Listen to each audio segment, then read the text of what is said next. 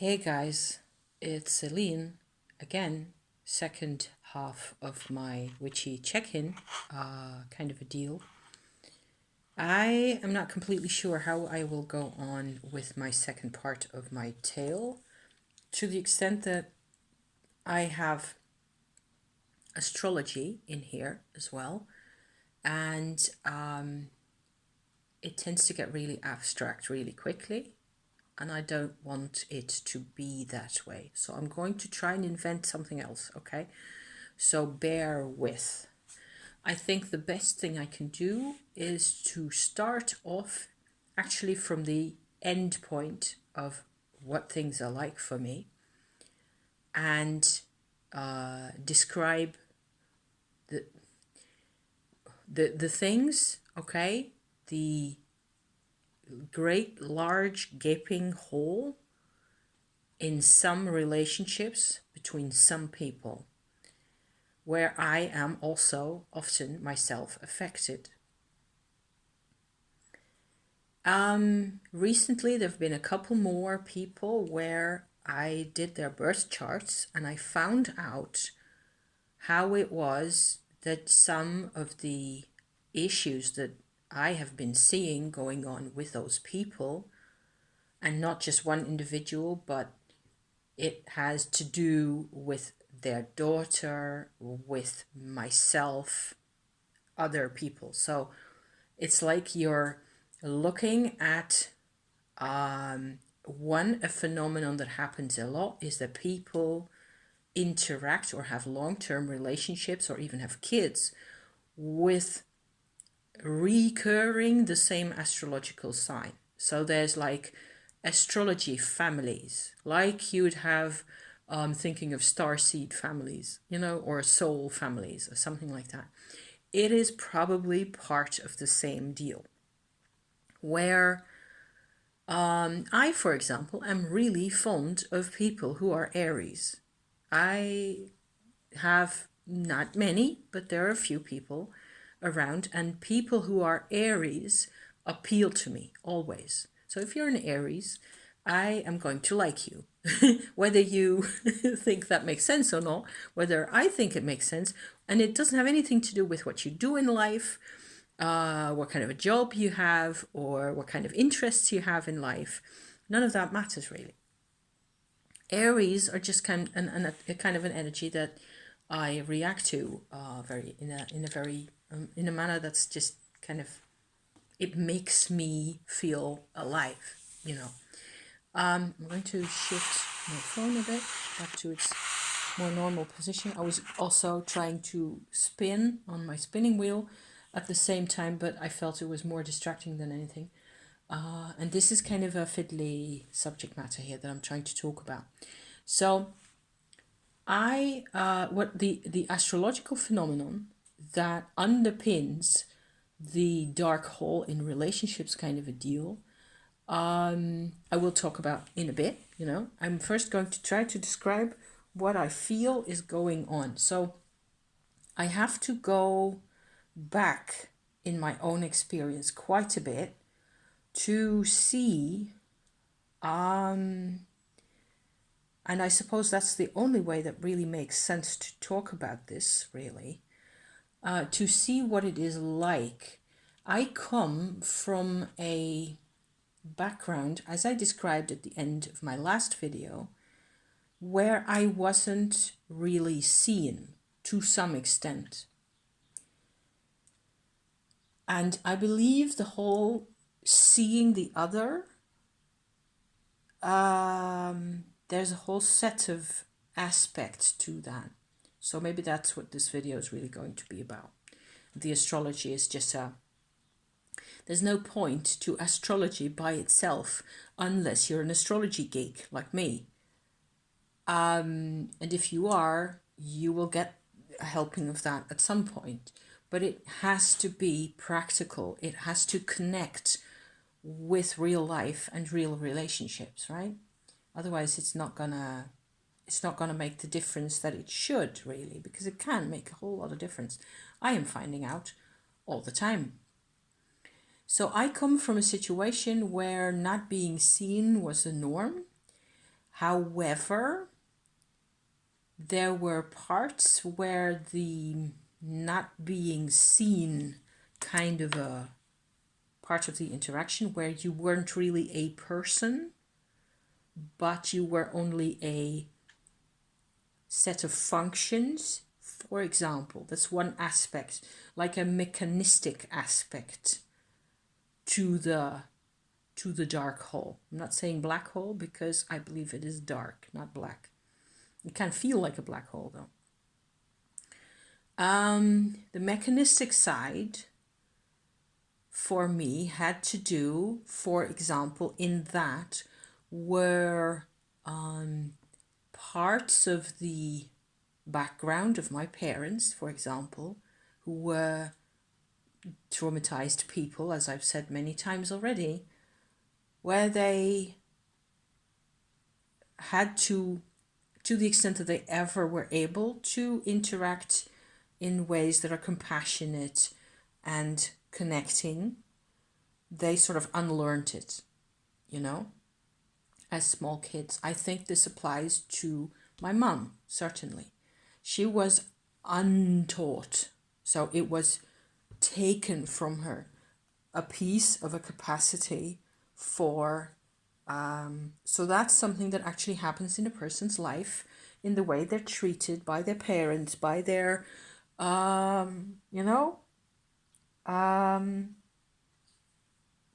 people that they look up to, and that they tend to feel like they have to do what they want, they have to please, and so on. With my mother, that was the case with her parents. I would say I wouldn't be surprised if my grandmother had a different issue, a different kind of a issue with the not seeing of her daughter, because there was that going on, which she copied, my mum copied towards me, completely unconsciously. So where it was more about suppression than about not seeing. So the not seeing part can be trauma, where you feel like, okay, so there's this massive layer of unprocessed problems that these people have that make them incapable of being compassionate and connecting other than within this very narrow range. And beyond that, everything is just a vibrational nightmare. There's that.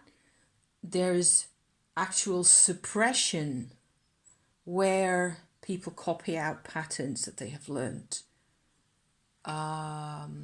because it was the pattern that the parents had, and the grandparents and the parents before that. So it isn't so much a cause and effect, an effect on a child because of a cause of something that happened directly to them, like the war, for example, the Second World War. But it was more of a mentality, the suppression being a mentality issue where women are worthless, for example. That kind of an idea. You get a different kind of annulling, what do you call that? Annulment, a zero making, a worthless making of a person. That's what I'm trying to investigate here. This is tough stuff, okay? This is not easy. I don't like it any more than you do. I have been at the receiving end of a couple of these mechanisms, and it has had huge effects. I have had massive developmental issues actually growing up. What with moving house a trillion times, what with my parents divorcing and my dad disappearing from my life, what with my dad being a rather tricky, kind of a person in his behavior towards other people and towards females in particular, what with the few people I did see on a regular basis through the years also having their issues with, among other things, the war, and so on and so forth. I've been set back in my development. I'm only now catching up to what I believe is normal for me. I wish to God I had been this person when I was 16 years old. oh my God, yes. At least I did get here, you know? I did get here, and that's more than a whole lot of people can actually say for themselves. But it means the setback isn't so much, that isn't how it feels from the inside. From the inside, it felt always like I had this much of a personal space where I interacted. I've talked about this also recently with mental health kinds of. I did a mental health tumor issue video, last week, I think, or so 10 days ago or something, where it was about how everything got warped mentally for me because of having too little social space, really. Social definition from feedback from people. You don't only need positive feedback, because people did give me that. That was the weird thing. I got quite a bit of positive feedback, often also in school, also from family, from my mum, in the long term. People tended to like me. So it's very disconcerting, I'm just realizing now, that wasn't the part that was missing. And I was seen in that respect, but it's only one of the wavelength bands that we really need to be whole people. Okay, so not whole, H-O-L-E, but W-H-O-L-E. Whole people. Being a whole person, that's what this journey has been about, all of it. I have done a ton of reintegration for myself, but I had the means and the tools, and all I lacked was the energy. And with doing my Tumo, I got the energy, and we're building as we speak, So I feel like I'm like a complete human being for the first time in always.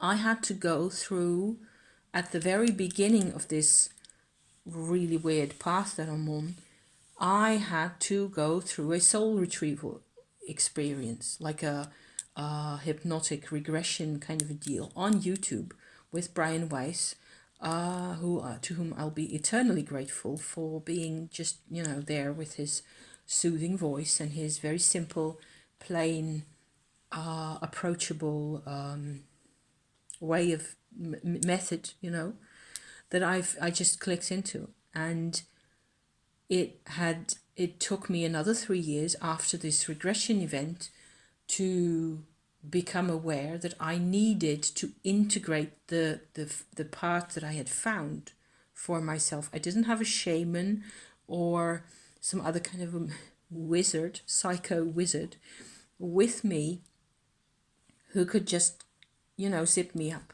In the end, that actually happened, and I got access to a whole new level of being. I have no clue at this moment how exactly the soul retrieval part integrating with the me I had at that moment, which was this little square me, okay? How that fits in with the wholeness approach that I have today. I have so much more thinking to do about this, and it is like, what it looks like to me at this moment is like it's a whole different dimension, really. The soul retrieval happened in a different dimension compared to the realizations hanging around trauma and narcissism and gaslighting and, general vibrational issues even, and all that stuff. So it's like there's all these dimensions going on at the same time. And apparently my life has been figuring it out and keeping track each time of what dimension I'm working on, okay? And I haven't really been back into the soul retrieval dimension, although it was very special, and I have revisited the issues around that kind of a feeling of what it felt like at the time, often enough. But it's like I'm not supposed to, to know everything there's to know about that yet. And if at all it has really got anything to do with past lives, or whether it was just a sort of a psycho nervous mechanism going on that I first had to just sort of reconnect inside with an element that was really inside me all along.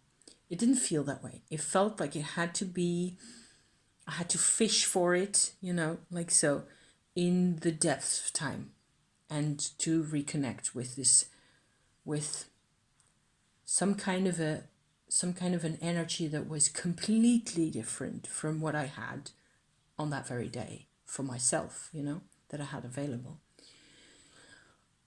If I go back now from where I am today and I look back at what I've done and what I've gone through and what things felt like before, I can see the huge, immense restrictions in my behavior, in my capacities, in my capabilities, in how I could interact with people in particular, how I felt. One of the overwhelming issues that I find immediately when I look at that, and that still resonates to this day for me, is how afraid I was always. It was a constant pressure of fear. It was like fear was the air I breathed. It was everywhere, every step of the way. So of course, because fear is really bad for you, all I could do was combat it, fight it, find ways of behaving and acting and generally, going from one place to the next where I would not feel the way I really felt. I was in a state of constant denial of how I really felt.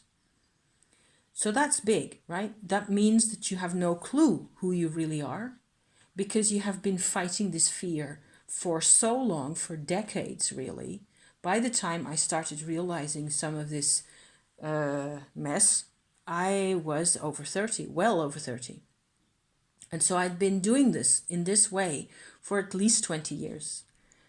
And I had no clue as to the cause of things. All I could see was that there were things missing. And I was told also by some people who were close to me at the time that there were things I didn't get. There were things I just didn't get. Whole areas where I accepted that they must know what it was that they were saying. So it was like a voice trying to get to me. Like I'm suddenly reminded of Elsa in Frozen 2 with her song, well, it was kind of like that. How awful. Except it didn't sound nice, and I just felt like I was in even more of a situation where all the blame for everything that was ever wrong in things fell on me, and everything was my fault, and I should just manage to not exist, possibly, if the only way forward was to not exist. Which doesn't make any sense. Emotionally enormously strong patterns, but very simple and very unpleasant to talk about even now. As I sit here, I find myself physically resisting, going with all my muscles tightening up like that, resisting the memories of what it was really like. And it was a brain freeze. It was and you had no clue how to resolve any of it. There were no days where it was different. So it was a constant brain freeze. I'm surprised that I ever, I'm going to have to recuperate after this. I think I will go for a walk when I'm done here. Go and have some fresh air because, God. The thing is, the signs, the outward signs of how I never really managed to communicate anything personal at the time or heartfelt. The looking back absence of heart in everything I did, you can easily identify as narcissism. And with actually two parents who, for one reason or another, or for 10 reasons on the one side and 12 on the other, were de facto narcissists, descendants of families of narcissists, of people who were all about, I can't do anything for you and just stay out of my way. Kind of a mechanism. So traumatized. The mechanisms, the signs, these kinds of signs,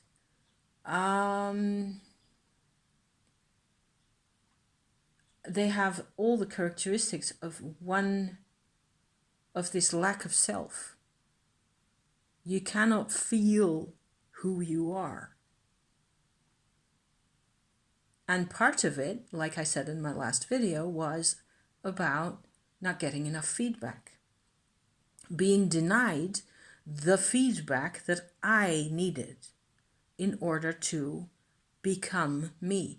I remember my mom going on about this for as long as she lived, where these were ideas that there was just very old-fashioned ideas about the upbringing of children that she picked up from her parents and I believe from her father, my grandfather, who was a school teacher, God forbid, yes, and where I suppose people who were kids were, if I go into that mind state that has to do with him now, I feel like he thought really seriously that kids under the age of 10 or so were aliens and animals that had to be tamed and domesticated, and I'm not the first person saying this. And that only after that age, after they started adapting to human society sufficiently, and started behaving in ways that were predictable and positivistic, like the cheerful kinds of young people in kids' books out of the 40s and 50s, that kind of thing. Kids were not supposed to have negative emotions. Kids weren't supposed to resist anything. Kids were not supposed to resist. And of course they did, because kids do resist. Kids don't want to live that way. And he was one of those kids himself one day, long ago, So, where am I going with all this? They, it felt like you weren't all there. It's a recipe for madness. And like such huge part, I have been made aware through the years and the decades that more and more that there were such huge parts of my person that were deactivated that I can't live like that anymore. By now, it's not even a thought I'm having, and I'm kind of on the alert for that kind of a behavior to be expected from people. So this is a tragic story, right? This is a kind of a tragic story material where you have been born in a world where you were sort of forced to lose part of yourself, the most important and the best parts of you. You were forced to lose, forced to get rid of at whatever age. I don't think, as the bits of memories that I have as a small child, as a toddler, so between 0 and 4 years old, that there was an inkling even of the energy and the personhood that I'm capable of today, okay? And I don't mean the grown-up bits. I mean the life-loving, enthusiastic bits. There was just no identification with any of it. It was like there was a part of me missing. And that's what the soul retrieval first had to remedy, right? So this was my description of what it was like for me to have no soul at the time. And a part of it, like I said, is mechanistic, where you need certain parts, you need the feedback, you need to learn from the feedback in order to learn to identify things. There's a vibrational component to it where they have to see you, and so on and so forth. So this whole pattern exists in astrology as well. And I am at a loss whether there will be, and I don't like being at a loss. You know me. You know me. If you've lost it all this time, you know who I am by now. I don't like being at a loss. So I think that that's the first thing I have to admit here, is that I have no clue how to handle this kind of a situation, where there's actually people where it is programmed into the relationship that there are parts, and this wasn't the case for my parents, certainly not for me and my mom. If she didn't see me, it was because she obeyed what her mother did with her, not because she couldn't see me. My mother could see me, and sometimes it was not so nice to be seen by her, but oh boy, yes, she saw me. I had no escape clause there. I just had to be seen by her. I don't see that as something that is as problematic as I used to. You can figure that out. But there's astrology where people actually are left without, there's a dark hole in the chart, okay? And everything that sits in the chart, in the dark hole, is not inactive. Because I've been dealing with these people, okay? There's several people by now that I keep track of, and I have to actually make a list or something for myself where I can keep clear in my brain what it is that is going on in terms of the astrology, because I can do the chart easily enough. Especially, and this is crucial for this type of astrology, you really need the time of birth of the person. Even an approximation of the time of birth, say within half an hour or so, that will do. It will give you an indication whether the pattern of interception, which is this pattern, right, actually occurs or not. And if it occurs, how it occurs. So the biggest problem, with my nice rose quartz here, gonna hang on to this for a bit because that feels good. The biggest problem, you have several big problems actually, because the interception, you can look it up, okay? You can go ahead if you're interested in this kind of a thing. It has to do with the time of birth of a person and what happens to the signs, the zodiac signs, whether they're all available to the person or not. If they're intercepted, that sign and the opposite sign on because of the axis of the signs of the houses, like that, there's a set of signs that becomes unavailable to the person or cloaked in a way. And I'm still hoping that at some point during 2022, I'll have some kind of a brainwave or an insight where, okay, that's the actual solution to this situation, and it may well be a 5 or a 15 part solution. I don't care, as long as, you know, there's some kind of a way to bridge this gap, to make it clearer. Okay, so one example I have in my close surroundings, fairly close surroundings, is where I have two big examples at the moment. One person actually has a whole heap of their own personal planets in intercepted signs. That makes for a person who has great difficulties in life, okay? And this is not something I'm really comfortable talking about because, well, it is really close, and I'm not sure whether she's going to watch this ever. I don't think so, because she doesn't really look like to watch endless long videos like this. I have a hard time believing that this is just cruelty by the universe. I cannot really think of arguments that would embed this kind of a structure in people.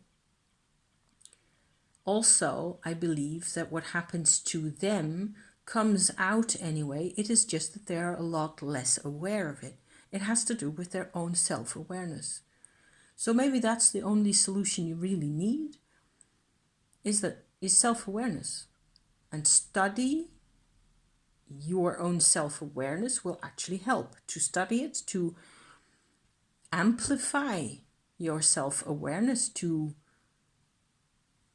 broaden your scope of experience. That will actually work, that you just need to get in there and do it for yourself. Do it manually, so to speak. Whereas the rest of us, we got a chart where everything is active, and all you have to do is deal with that. That's one way. I think that is the most hopeful kind of a way I have of looking at this kind of a situation, where actually a lot of this person's own you're like locked into an internal, not internal, yes it is internal, but in an eternal small child kind of a situation. You can only develop these qualities if you go and look for them. You have to do more work to look for them. If the planets are in the intercepted signs, they tend to sit below the surface, and it's like there's a layer over the top of them and you can't really see them. And you see everybody else because, of course, as humans, we're obsessed with everybody else and what everybody else is doing. So we only look out there. And that doesn't help. In this case, it really, really doesn't help. Because everybody's going to react to you, and that's going to give you intel, yes, about what's going on. But it's not going to help you. They're only going to criticize you, and it's only going to be really difficult, and they're going to react to this kind of a childlike mode of behavior. The more you go north, the more often intercepted signs occur in people's charts. I believe it is an explanation for the difference in personality, certainly in Europe. If you go up through the European continent, from the Mediterranean, say, up through our part of the world, northwards, you have the same kinds of characteristics changing in people. So from being very extroverted and kind of exuberant and artistic and all that kind of thing, you go to whole groups of people who are much more laid back and quiet and phlegmatic and kind of unresponsive in many ways. That's it. That's the same thing. So this was my scenario for a person who actually has their own planets in that kind of an intercepted sign. Okay, and I'm leaving you to, if you want to, please figure this out, go look it up. There's lots of intel on the net by now. It has tremendous influence on people's relationships. Because, okay, my second example, it's actually about a person who themselves don't have planets in the intercepted signs. So all you have is their houses, the astrological houses in their chart, sitting in this way where there's a big skip at some point, and the whole sign disappears into a house like that. And the opposite house, the same thing happened. But there's no planets there So they themselves aren't affected, okay? However, the kids are. She had a daughter who is a Leo. The sign that is intercepted, or the axis that is intercepted in this case, is Leo Aquarius. She has a daughter who's a Leo. She has 2 daughters-in-law, of which I am one, who are Leos. The interesting bit here is this, and I'm coming back to my whole lack of selfhood kind of deal.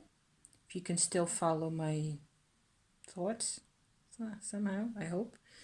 It's so esoteric or weird, I don't know. The daughter, who is a Leo, has, let me see, the Sun and Saturn and Mercury in Leo. I don't think she's got anything in Aquarius though. All 3 of these are ignored by her mother. Yeah, so her personal selfhood, her capacity to put things into words and discriminate among things, Mercury, and her capacity to look out for herself and protect herself in a long-term kind of a manner, Saturn. All 3 of these are in Leo. Her mother does not take her seriously in all sorts of ways. So that's just like a sort of a reflection. It looks the same as the other kind of intercepted persons thing going on, but it's a mirror image, not reversed, just a pale reflection of the kind of a situation where what happened is that the daughter sort of blows up her personality because she herself has no interceptions. So to her, it's all there. All the vibe of the Saturn and the Sun and everything is all there. But there's a lack of response, a lack of feedback. On a day-to-day vibrational basis, there's a lack of feedback there. And so she acts out like a little, what looks to me like a little piece of theatre, where she, on the one hand, stresses those aspects of her personality, and at the same time doesn't really see them because that's how she learned to see from her mother. Her dad didn't have interceptions and he saw her all right, but her dad is no longer there. There's lots of these kinds of connections. This is all my in-laws family. The more time passes, the more I can see the reality of interceptions in people's charts, where people don't react, so there's no feedback, right, to the thing. And whether it's the North Node or the Moon, or it gets a lot of people's lack of feedback from people that they need in their lives. It is so painful, and it is so like a prison. People are tied into each other in this kind of a super stinky, horrible deal with a person they really need. And it never changes.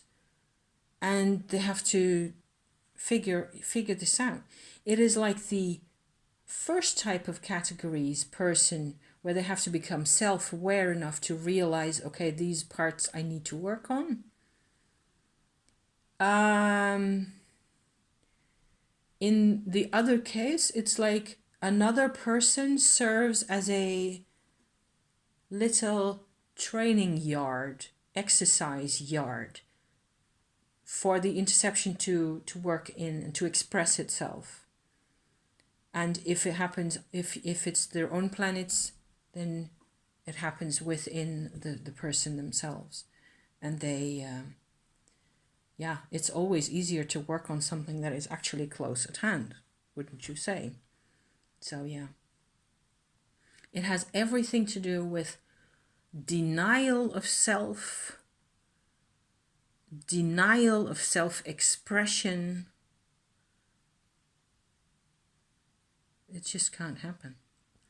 So it happens though. It does happen all the time. This is what I had to say about this, I think. It's such a nasty subject. It turns grayer and darker as I try to think about it, because it reminds me no end of my own kind of a situation where I came from. It ties in with each other. And my mother didn't have any interceptions with me, so I can't explain my difficult relationship that I had with her in those terms. I cannot explain my whole soul loss deal from just my mom's interceptions. It's not like that. There's more dimensions, more going on at the same time, and it's a relentless, endless puzzle. Thank you for watching. This was a tough one to do for me. I'm glad it's done. I actually did it, I think. I am going to clean the rest of my kitchen up a bit, because tomorrow they're bringing a new fridge. So I have to, there's a couple of items that have to make room for this. I have to do some hoovering. So yay for that. Okay, self-expression by means of hoovering. There you go. I hate the noise. Anyway, it'll be done. Thank you so much for being here. Look it up, will you please? If you feel like, okay, this actually explains something, look it up. I'd like to hear from you a lot. If you would type me a little comment.